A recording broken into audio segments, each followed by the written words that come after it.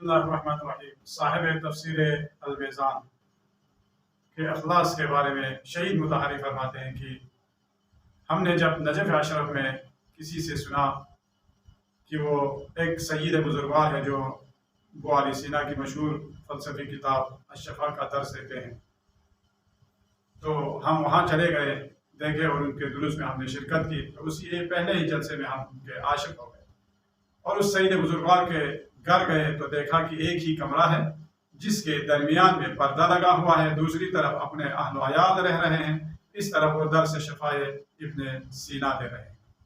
میں نے دیکھا کہ وہ تھے صاحب تفسیر المیزان سید محمد حسین طباطبائی، جو نجف اشرف سے مالی مشکلات ہی کی وجہ سے خود تشریف لائے تھے۔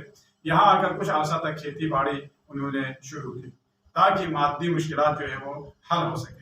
اب دیکھنا یہ کہ اتنی مالی مشکلات کے باوجود اس مقام تک کیسے پہنچے۔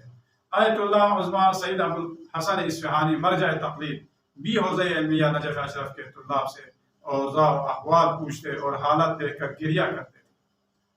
آیت اللہ مرحوم کاظمینی جب صاحب جواہر مرجع تقلید تھے، ان کے بعد آیت اللہ شیخ اعظم انصاری رحمۃ اللہ علیہ مرجع تقلید شایان ہوئے۔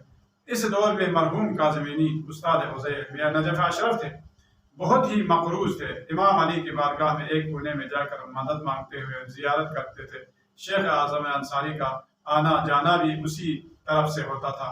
تشریف لائے اور ایک تھیلی دے کر فرمایا اپنا قرضہ ادا کر لو اور باقی پیسے جو بچ جائے اس کو طلاب میں تقسیم کرو۔ کچھ رقم بچ گیا تو سوچا اسے بچا کر رکھوں گا تاکہ میں بعد میں پھر ضرورت پڑے تو کوئی پریشانی وغیرہ نہ ہو۔ امام علیہ السلام کی زیارت کے لیے گئے اور تشکر کر کے گھر پلٹ آئے۔